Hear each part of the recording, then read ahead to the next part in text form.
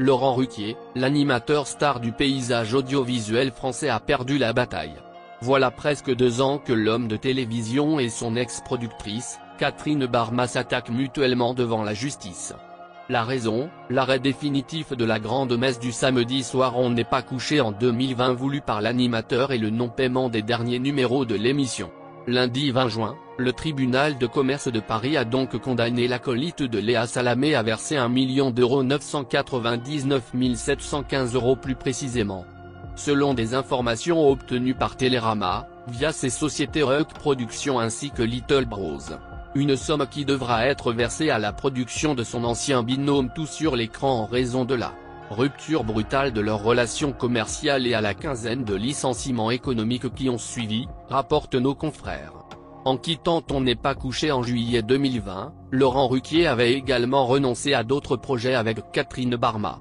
Pour rappel, l'animateur a récemment annoncé son départ du talk-show à succès, assurant que l'exercice était trop frustrant pour lui. Laurent Ruquier a perdu la bataille. Voilà plus de 2 ans que la star de France 2 et son ancienne productrice, Catherine Barma s'attaquent mutuellement devant les tribunaux. La cause ? L'arrêt définitif de la grande messe du samedi soir On n'est pas couché en 2020 voulu par l'animateur et le non-paiement des derniers numéros de l'émission.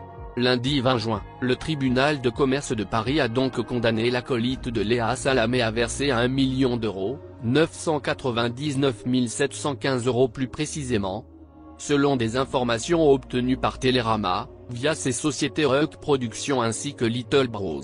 Une somme qui devra être versée à la production de son ancien binôme Tout sur l'écran en raison de la rupture brutale de leur relation commerciale et à la quinzaine de licenciements économiques qui ont suivi, rapportent nos confrères.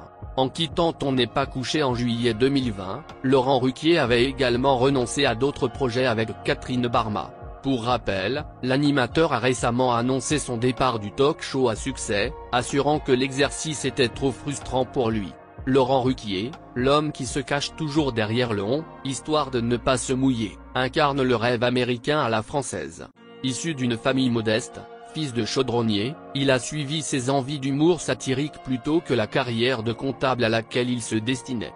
Entre 1983 et 1986, il débute sur des radios locales havraises, reprenant le concept des grosses têtes de RTL. Sur les conseils de sa tante, il contacte Jacques Maillot en 1987, et débute à la télévision sur Paris Kiosque grâce à l'animateur séduit par son travail. Il se produit alors à Paris, puis, pendant 2 ans, rédige des chroniques pour Jean Amadou et Maryse sur Europe 1. En 1989, il est chroniqueur pour Jacques Martin dans Un siphon, fond, sur Antenne 2, et collabore au Vrai-Faux Journal de France Inter l'année suivante. Il hérite de sa propre émission, Rien à cirer, sur l'antenne publique à l'été 1991. Un essai transformé, puisqu'il est reconduit à la rentrée, avec entre autres Anne Roumanoff, Didier Porte, Laurence Boccolini, Christophe Alévèque ou Laurent Gérard. En 1999, il entre chez Europe 1, notamment pour On va se gêner, toujours à l'antenne, où il commente l'actualité avec ses nombreux chroniqueurs.